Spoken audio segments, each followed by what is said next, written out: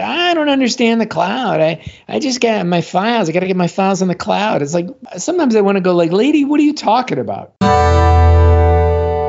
Welcome to Command Control Power, a weekly podcast hosted by 3 certified members of the Apple Consultants Network, drawing from over half a century of combined experience. We talk shop, interview vendors and colleagues, and share what we've learned while operating our technology consulting practices. This is Joe Sapineri of SciMac, and my 2 co-hosts are Jerry Zigman of MacWorks and Sam Valencia of the HCS Technology Group. Hey everybody, it's our 9th anniversary. That's right, we've been recording Command Control Power every week since June 2013. We hope you've enjoyed it. On this special occasion of 9 years running, we're trying a little experiment for the next month or 2. We have a great community of supporters on Patreon, and we really want to show them how much we appreciate their support. So this summer, we're airing new shows every week in the private patron-only subscription. Here on the public show, we'll re-air a classic episode from our catalog of almost 500 episodes, along with the occasional new show. For the freshest content, a peek behind the scenes, and more candid conversation about running our businesses, dealing with clients, fixing tough technical issues, and everything else you love about Command Control Power, we invite you to join us on Patreon so you don't miss any of this great content. Go to commandcontrolpower.com and click support. Pledge monthly, and you can instantly subscribe to the weekly patron-only shows right in your favorite podcast app. Once again, to join us on Patreon and get the latest patron-only episodes, visit commandcontrolpower.com and click support. We hope to see you there, and thanks for listening. You know, I've been working with Monterey for quite a while. Joe, are you even on Monterey right now? Yes, I'm on Monterey. Come on. You never know with you, man. I know. Like Catalina holding on tight. I did have Catalina running for quite a while. I won't mention on which machine, because that's like a bingo card I don't want to fill for people.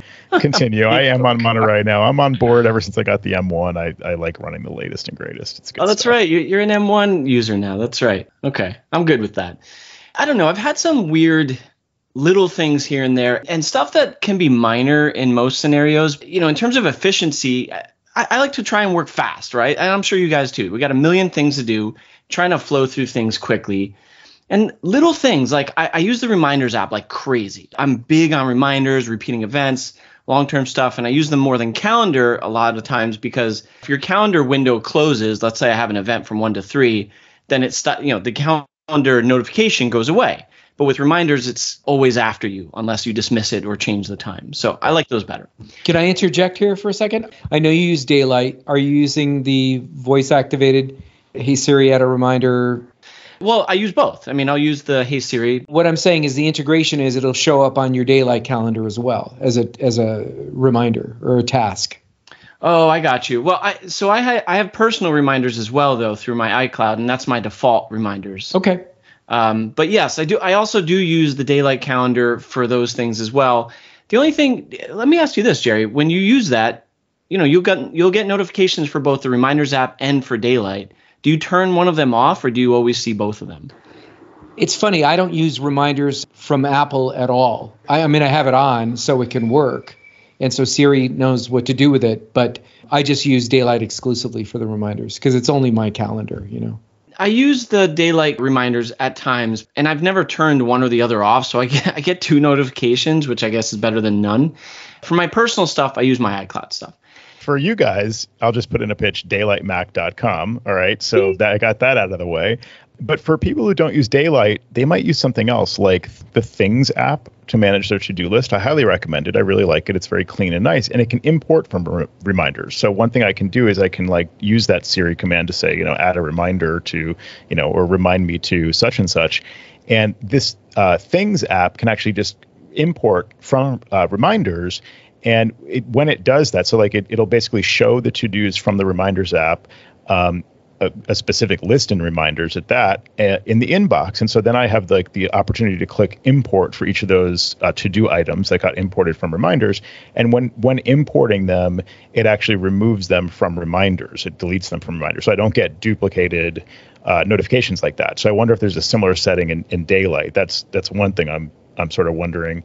And the other thing I wanted to know is, do you guys use reminders to sync reminders between, or to share reminders with your wife, for example, like a shared, grocery list or shopping list or things that you do? I had tried to set this up recently and I was really annoyed. And I ultimately found that I couldn't share a list with my wife because I'm not signed into the iCloud account that I'm using for reminders as my primary iCloud account. It's under my secondary iCloud account. And for some reason, the workflow is broken where when I try to share a reminder on her side, this list is no longer shared with you, even though it definitely is.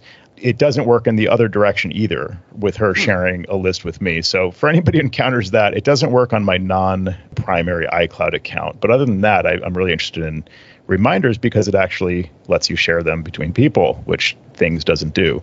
And anyway. Things seems to be $50, by the way, $49. Yeah, it's not cheap. And that's for like one device. Like you have to buy it separately on the iPhone, separately on the iPad. It's a great app. It's very nicely designed. It works really well. It just doesn't do collaboration. So that's what I was hoping to do in reminders, and no luck there either. So anyway, I digress.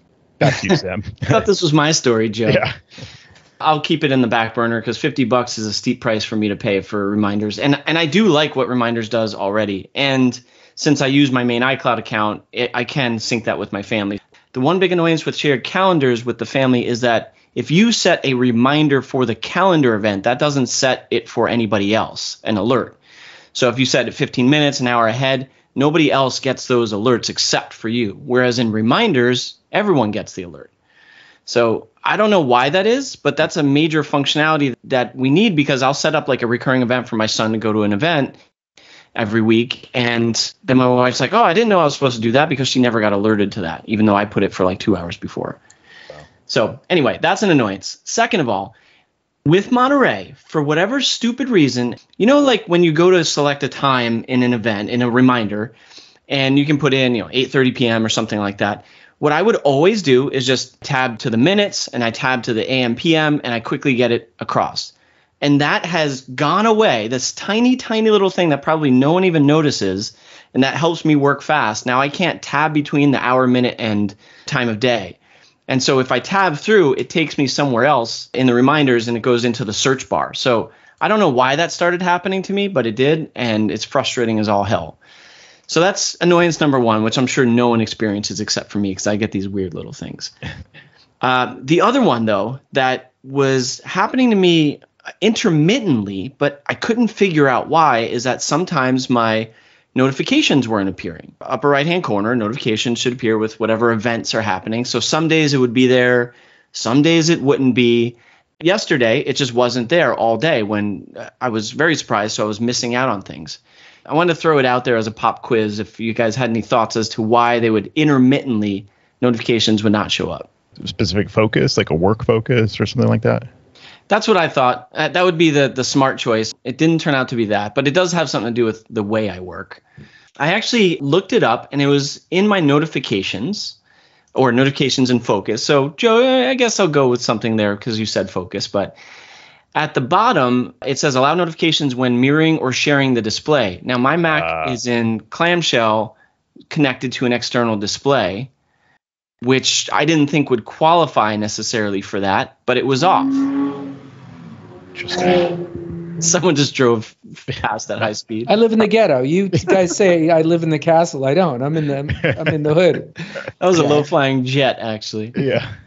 That kind of didn't make sense to me. I'm not mirroring or sharing the display. I do have an external monitor. And why would that intermittently turn on? Okay, I have a guess now. Well, maybe not. I mean, this still shouldn't work this way, but maybe if the monitor is presenting as like a presentation display of some sort, like as a projector, so maybe if it's connected over HDMI, they think you're on some big screen TV or on a projector, as opposed to like connected by display port. Doing a lot of Zooms. So maybe Zoom, I'm not sharing this display, but I am on a video conference where you can. I don't know if that's triggering it, Interesting.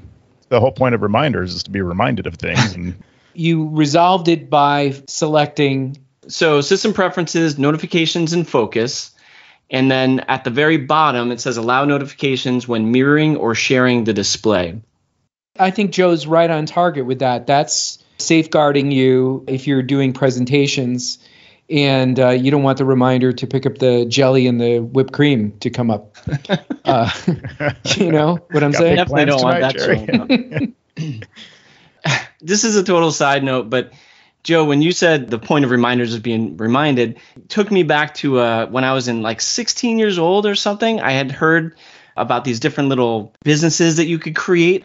I put an ad in the paper for a reminder service because we didn't have smartphones back then or anything like that, where you could call me up. I would take note of your reminder and then call you at that time to remind you that that event was happening. I love that. That's entrepreneurial Sam from his teenage years over here. Sam, were you inspired by the Don LePray commercials to sell tiny little classified ads? Placing tiny classified ads in the newspaper. One tiny classified ad in the newspaper that makes just $30 to $40 profit in a week, it could make you a fortune. It could have been something, I probably don't remember, but it could have been something like that affected me and inspired me to do something like that. He was this multi-level marketing guy who was just like all over the TV. And he went to jail. He didn't have a very successful life. I think they got him on wire fraud, mail fraud. Oh, my God. Yeah, I do remember him. I just looked him up on Wikipedia. That's the dude. Yeah, I think he probably inspired me to do this little crappy idea. So you never got arrested for doing this service then? I didn't, and nor did I really make any money from it. So there you go. See, Joe's too young to remember those television spots. That one does not sound familiar to me. It's probably just maybe before my time. But you were still in swaddling clothes. Right. You know, you were just a babe in arms. How could you remember? Exactly. Sam, you mentioned Clamshell Mode, just to kind of spin off of that for a minute. And then I know you want to maybe continue with the Monterey gripes there. We had an issue with a client, machine whose backups weren't running successfully. And we said, you've got to leave the Mac open overnight. It's got to be plugged into power and left open. I don't know how clear I can be about this. Like open, it's a laptop and leaving it open, right? Turns out her backups are not completing. We can't figure out why. We go to troubleshoot the thing. And I'm like, she must have closed it. I'm in Addigy and the machine is available, but then it goes offline. And then it's available, then it goes offline. So I'm thinking maybe it's closed, or maybe she's opening and closing it. But either way, it's going offline. So this could be part of the issue. So I looked up these commands and I learned a lot through troubleshooting this. You can see the scheduled events of like when a machine goes to sleep or wakes up, if it's scheduled to do that. You can see the sleep wake events and reasons. So there's commands to do that. Maybe I can send these over to you, Sam, and you can include them in the show notes. There's also a command to see if the lid is closed. So meaning, is it in clamshell mode? And it's like an ioreg command, Apple clamshell state, -d, blah, blah, blah. And, you grep that for the answer and whatever. And like, it'll say like it's currently in clamshell mode or not. And sure enough, I confirmed it's in clamshell mode. So I had to email the client being like, I know you're saying that you had trouble with this backup again. Is it possible the machine is closed? Like even though we've had this conversation 50 times, it was interesting to be able to detect clamshell mode. And there's other reasons why you might want to do that. For example, if a client says their microphone's not working, the built-in mic will not work in clamshell mode. As far as I know, I think on modern Macs, there's like a hardware disconnect where the mic is actually just disconnected, turned off when it's in clamshell mode. So even if you wanted to use the mic, the built-in mic, you can't when it's in clamshell mode, probably for privacy, I guess.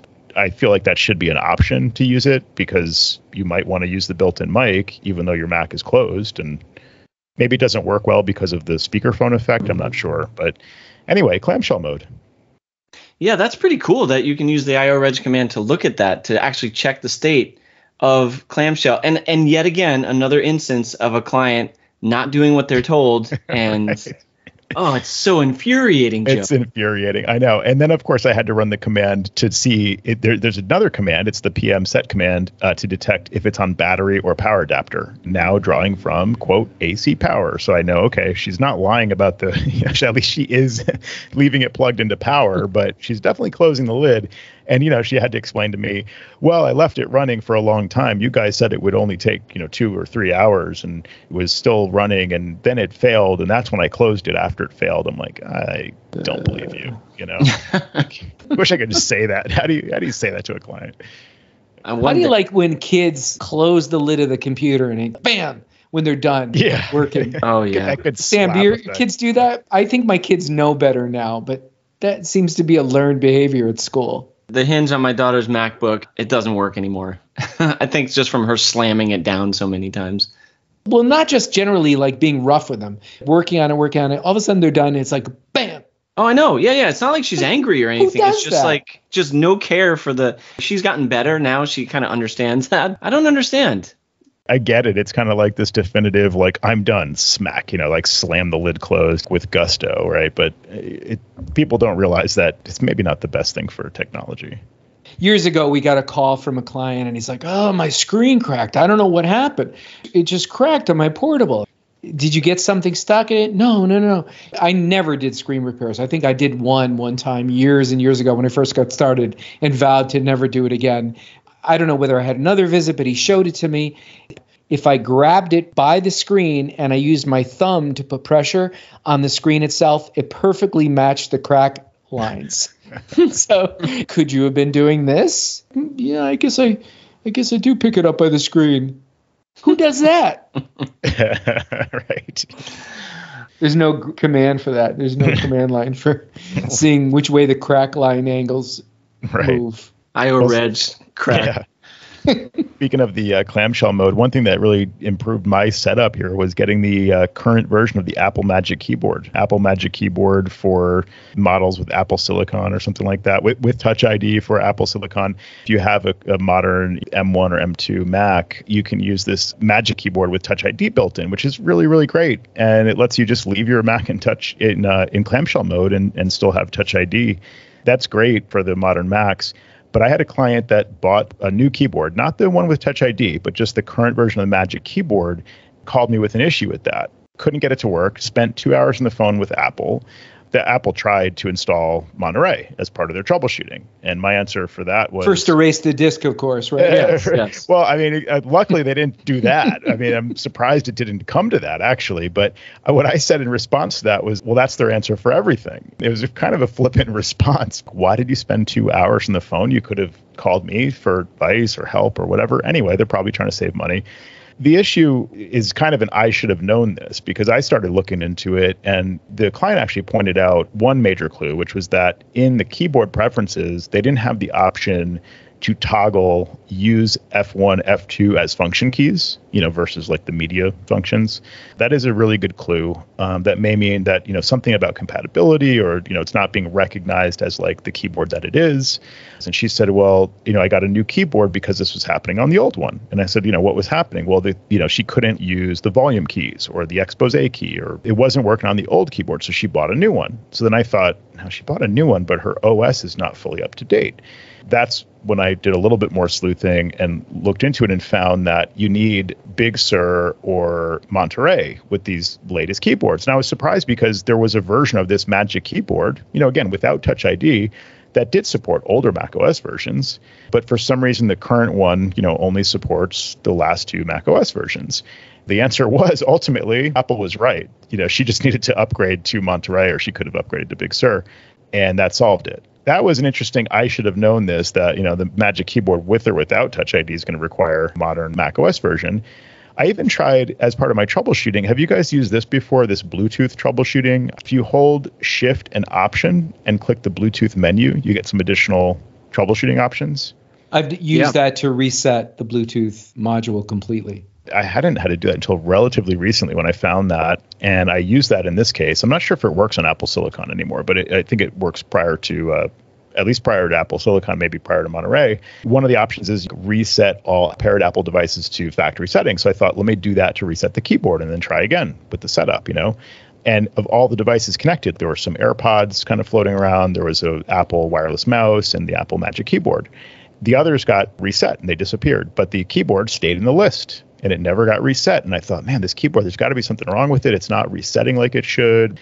I realized in retrospect, it doesn't recognize it as an Apple keyboard. It's recognizing it as, I guess, a generic USB input device, keyboard, not an Apple Magic Keyboard. So it wouldn't reset as part of that Bluetooth troubleshooting. So that was yet another clue. That's interesting that the keyboard wouldn't remove itself. But you know what I was just noticing? I just tried, because I've done that before too, as has Jerry, but it's not giving me the same options anymore. It was Shift Option, right? Option click. I noted that it was Shift Option. There's a post on Eclectic Light Company about diagnosing Bluetooth problems in Monterey. I suspect that it has changed a little bit. I don't know if this is going to be helpful, but I found this article. I hadn't read it yet, but it's one of these things I've got in case I need to dig in a little deeper. Kind of funny that their just upgrade mantra actually worked. But like, yeah, that's gotta hurt. Yeah, a little bit. I didn't bring too much attention to it after the fact. It was interesting that it did work. So Apple, you won this time. Shakes fist in the air. Yeah.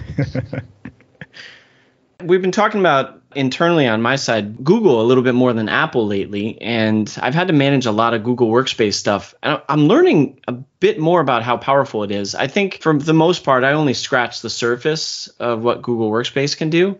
One of the reasons why I had to get in there, which was actually a terrible reason, was to manage an Android. And I'm holding it in my hands right now as I'm talking about it, just in disgust. But I had to get this device somehow enrolled in Google, and it wasn't working. And I knew nothing about it. Like, Google has their own MDM functionality that you can actually enroll macOS and iOS devices too, but this was in particular for an Android. And I was having all sorts of struggles. I still didn't get it to work, but that's a whole other story. But there are some pretty powerful things within Google Workspace. Like, I was creating some users for a company that has different types of employees, like full-time and contractors and part-time and stuff like that. And some of the things that you can do by putting them into organizational units in Google Workspace is to limit what their functionality is within Google. Like, I can say this group of people can't use shared drives, or this group of people can use Gmail, but they can't use it with any client-side apps like Apple Mail or Outlook or anything, so they can't sync it in case we let them go and they have a local copy of their data.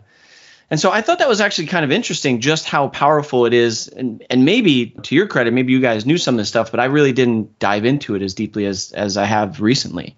Is that what you call, like, similar to like Azure, like conditional access? I always get the terminology wrong here, but is that kind of what you're describing? With conditional access, I think certain things have to be met, like if the device doesn't have a passcode, they can't get mail on it, if they don't meet certain requirements. And I think that to that degree, Google can probably do something like that. But this is more like just placing them manually in a group that restricts their functionality within all of the things that they can do within Google. I see. So just manual groups as opposed to the policy-based conditions. But which is cool because, like, these contractors, they might work on a job for like 6 months and they don't want them syncing it to their Apple Mail, so that if they let them go and all that proprietary information is in there, it's still in a local PST on a Windows computer or on Apple Mail, the inbox files. Mm-hmm. So that's kind of neat that you can restrict it to web only. And then when they're done, you just cut off their access and they're done. Cool stuff like that I've been finding out with Google Workspace. And I use their chat support a ton lately, and they've been amazing at like immediately responding to any chat requests and being like right on the money with their answers. So I'm actually very, very impressed, I have to say, with what I've seen out of them. So a little shout out to Google there. So let me ask you a hypothetical here. I know that this particular example has to do with a business client of yours, Sam, or an enterprise level client. Let's say you've got the solo entrepreneur, and I'm actually asking about a call that we received today, and I kind of gave them what my answer was, but I'm curious to hear what you and Joe have to say, where the person says, I really got to get a handle on the cloud. I don't know if I should be using Microsoft OneDrive or Google. I got to have my stuff on the cloud. Do you advise your clients, let's say a solo entrepreneur, to get all their stuff either on Google Drive or Microsoft? My standard answer would be, sign up for Dropbox. These are files that exist on your computer. If your computer doesn't have enough room, you could offload them to Dropbox. It's straight up. It's simple.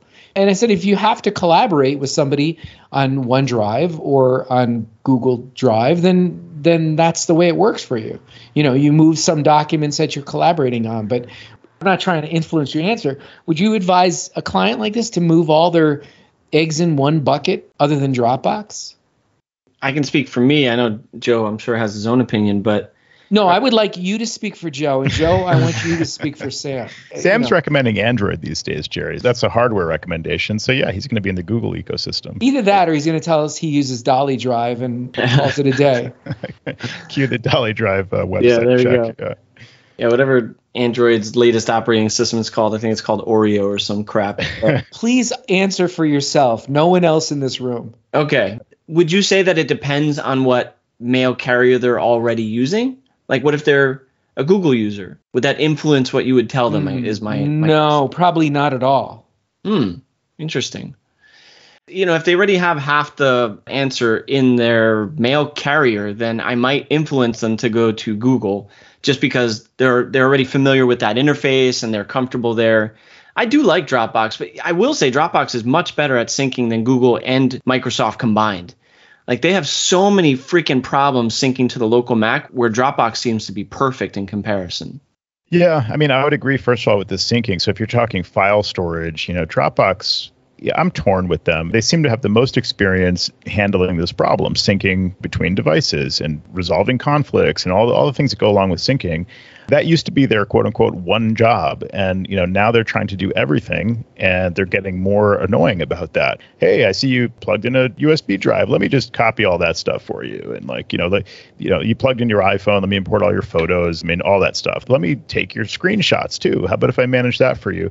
So they just really want it all. And of course, they have Dropbox Paper. They have other built-in, I think they can manage passwords. They try to do everything. So that annoys me. But for just straight up file syncing, I do think they handle it the best, because to Sam's point, I've seen those issues with Google, whatever they call it now, download and sync, backup and sync, or Google Drive. Yeah. It's had different names.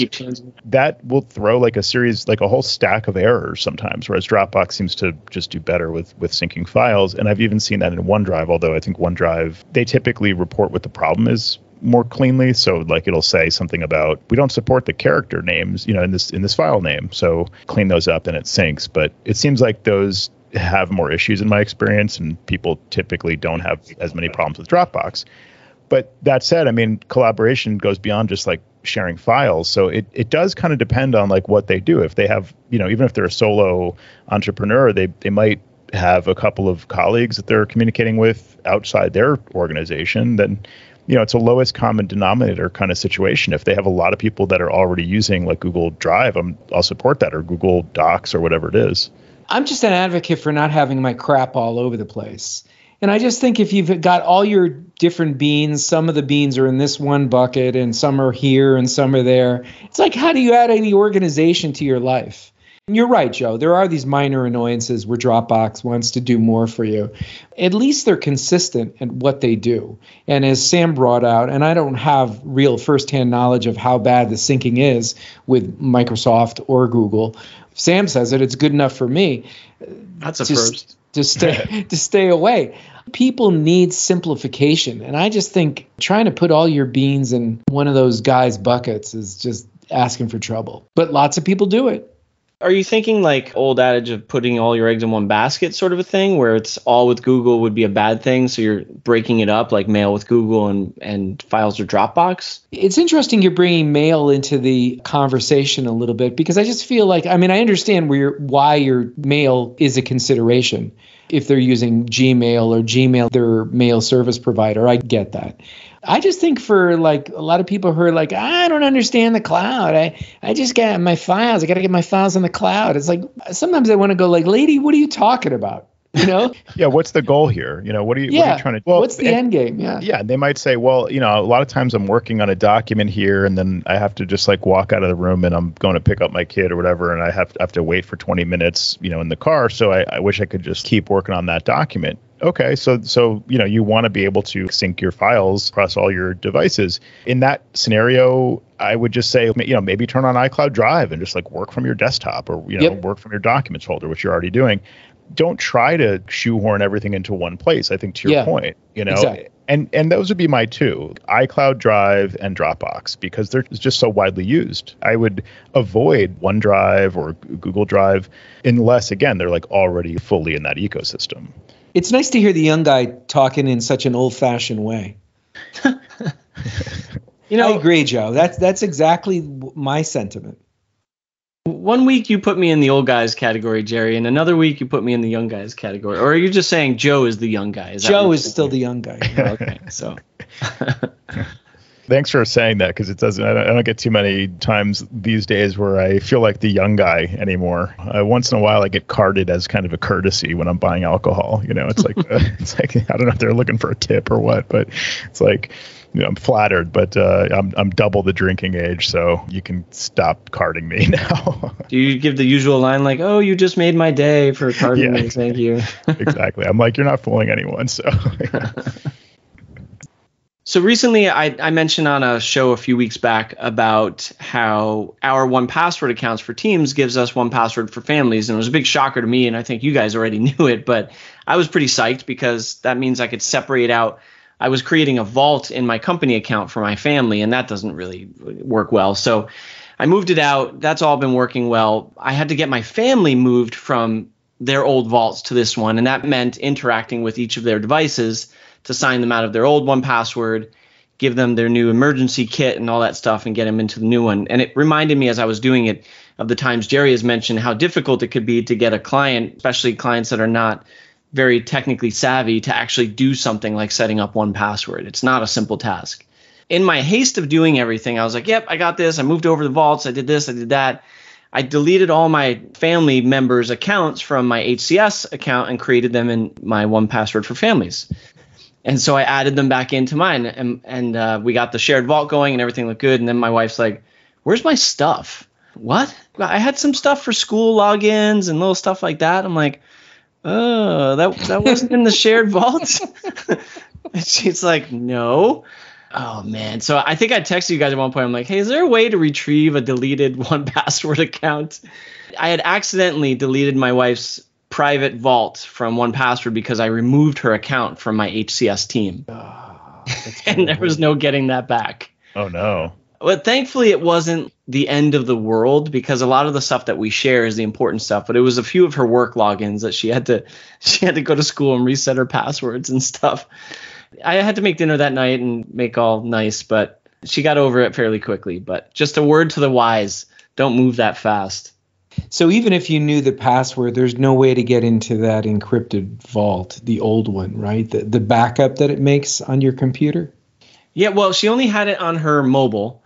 The issue was that once I deleted her user and then I went into her 1Password, even before I had signed into the new one, it removed all the stuff immediately. As soon as it synced back with 1Password, all that stuff just went away because I deleted her user account. Which is by design, because if somebody leaves your company, you don't want them to have a chance to say, like, let me snag all these passwords. Exactly. So it worked as designed, just a little too quickly for me. By the way, 1Password has gotten a lot better. I was complaining about it 6 or 8 shows ago, how it was just kludgy, and there was like, I had the browser icon and that didn't seem to be tied, and I was like confused. I was confused.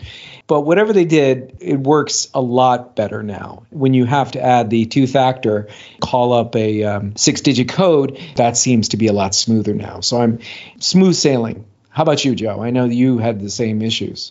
It's been fine for me. It does its job of like remembering passwords. I wish it could auto-generate a password a little bit more easily without creating a login for it. Right. I just want like a really quick create a password and copy it to the clipboard. I'll save it. I'm dealing with that. Yeah, some sort of contextual menu pop-up where there it is. Boom. It was just created on the fly and you just paste it in and it remembers it and you keep rolling.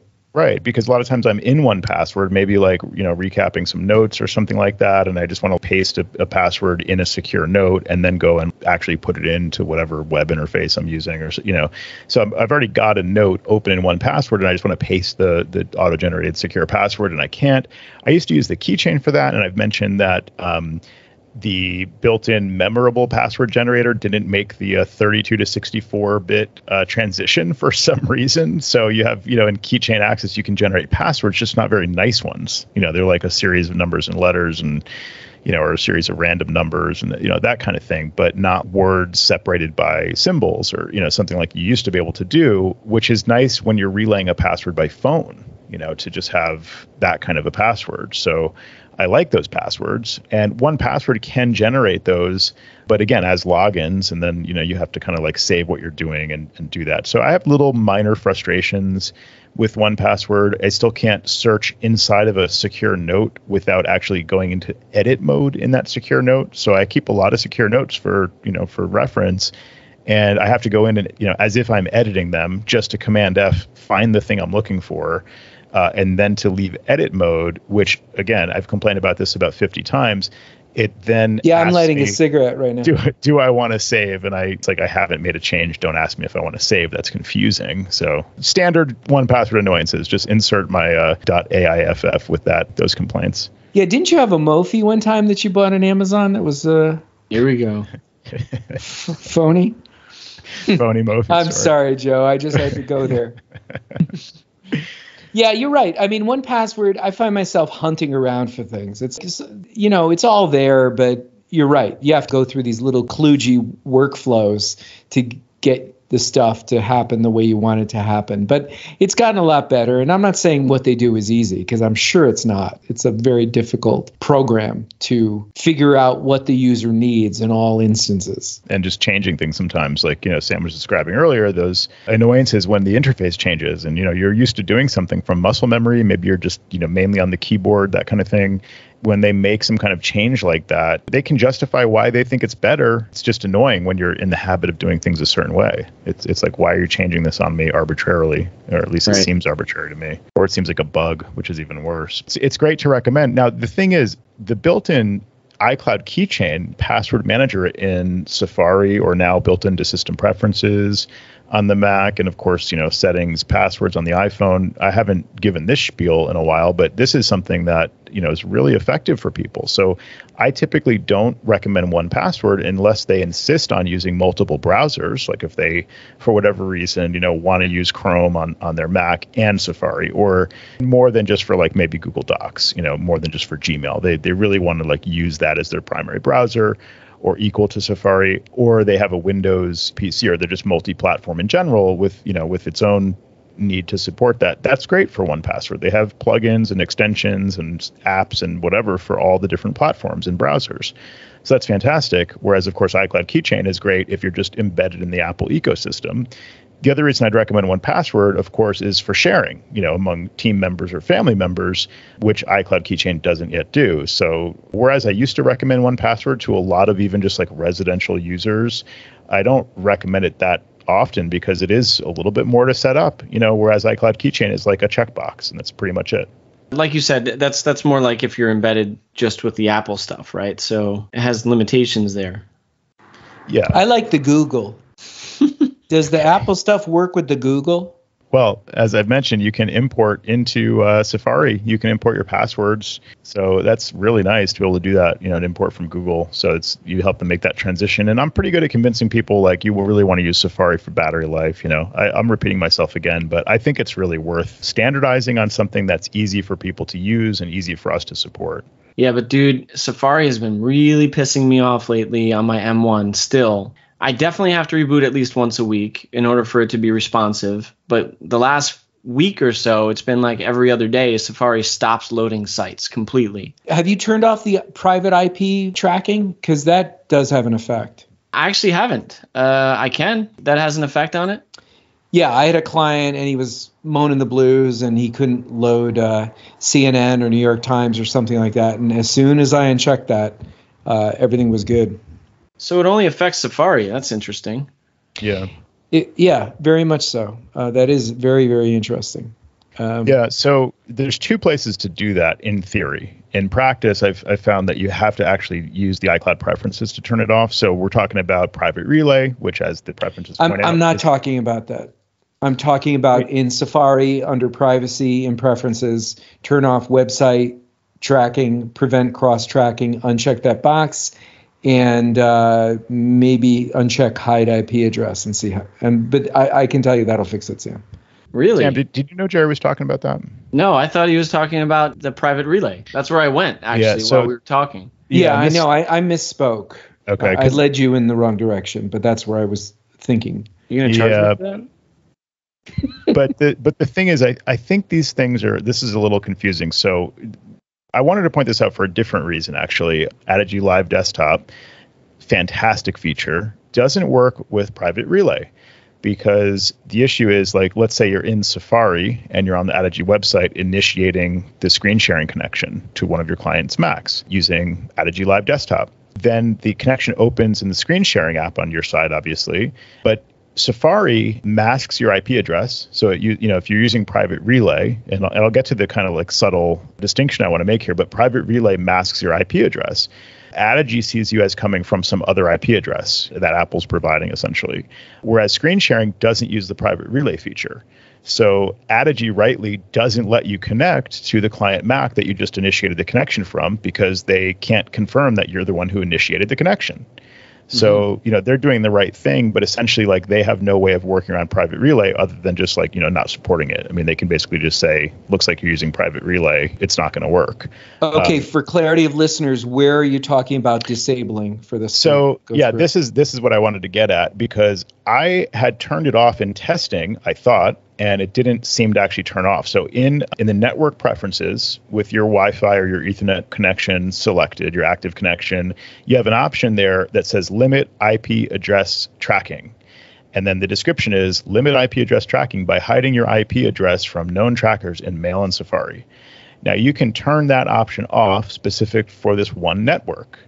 And this is how Apple says you can turn off iCloud Private Relay for this one network. But in my experience, it didn't work at all, or it didn't always work. So it would like turn itself back on for my network, even though the network, the SSID is the same, that nothing has changed about the network. It would forget that I had toggled that setting off for this network. Is it possible that it was flipping it back on because it was mirroring the setting on your iPhone? I don't know if it's supposed to do that. It definitely, to me, was not expected behavior. Remember, your iPhone, sometimes when people need to delete networks, right? Sometimes they have trouble where the network will reappear on the Mac or on the iPhone because it's syncing that information back and forth. And sometimes you have to delete it in both places. I remember this has been something that I've done in the past. I haven't done it recently, but you had to delete both instances on the phone and the Mac for that setting to be blown out. Yeah, that's a great point, because you do have the same option there. When you go into your settings, Wi-Fi, tap the little I next to the network. You can turn off, turn on, limit IP address tracking for that network. So, maybe you're right. Maybe it was syncing back from my iPhone, and the iPhone just wasn't updating with my, my choice from the Mac. But it wasn't even clear that when I had unchecked it and it was showing as unchecked, that feature supposedly turned off from my network. It wasn't clear that it was actually working to turn off that feature for my network. So I had to go into System Preferences, Apple ID, iCloud, and turn off Private Relay Beta there in the System Preferences, iCloud Preferences. The thing I'm noticing too is that in Safari, the thing you pointed out, Jerry, under the Privacy tab, hide IP address, you can turn off the checkbox there, hide IP address from trackers. If you click Learn More, it takes you to the Private Relay Beta setting in System Preferences, in iCloud Preferences, which is showing off for me because I have turned it off as part of my troubleshooting. I need to leave it off in order to use Live Desktop, as I mentioned. Whereas it's still turned on to hide my IP address from trackers in Safari. So interesting. That seems wrong, right? Like that setting should match, essentially. Right, exactly. And this is where I had the pushback from the client where the sites weren't loading, what Sam's talking about. And in Safari Preferences, I unchecked both those boxes, and it was pure magic. And I hadn't heard a peep from the client since. So I have prevent cross-site tracking on, and I don't have that problem in 12.3.1. I'm wondering, Sam, if you've updated to one of the recent updates. I'm running 12.3.1 as well. Okay. So I could hide IP address. I guess this explains why it's still in beta. Yeah. I mean, because there's some inconsistencies going on here.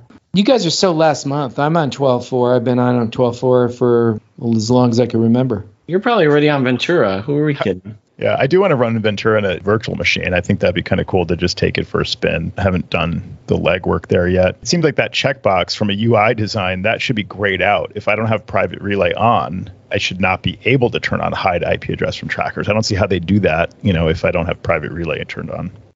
So on last week's show, I mentioned that I had a VIP client. One of the things that I neglected to mention because it didn't really have much to do with my Comcast story, but if you didn't hear that, it's actually worth listening to. It's on the top part of the show. This particular VIP client, he's involved in a situation where he's got technical people at his work environment, and he can go on the internet and he could see his work environment through monitors, right? So he could be at home and he could call everything up and do a little dog and pony show.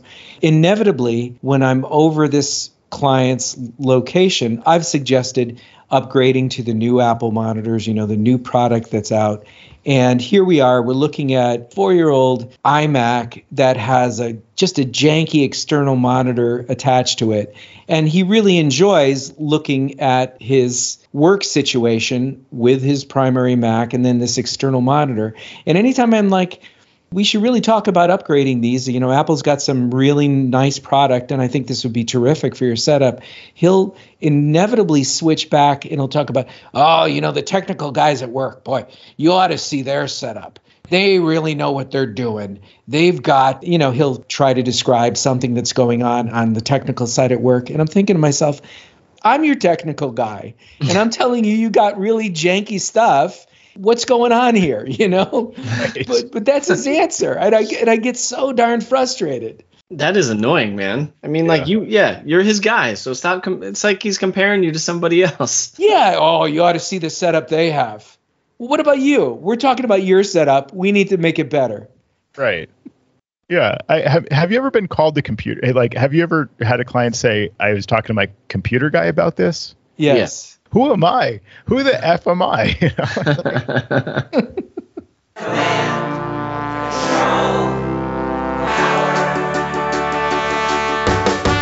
Jerry does his voices of customers of all kinds. Am I on the cloud? Joe spins his deeply detailed yarns all the time. I have a whole story about this. Sam is on the road again, phoning in from a hotel. At least we know where I am. Half a century combined of Apple expertise right now. My Mac is slow. Have you tried restarting? Well, the fans won't blow. Have you tried restarting? But my data is gone. Have you tried restarting? I dropped it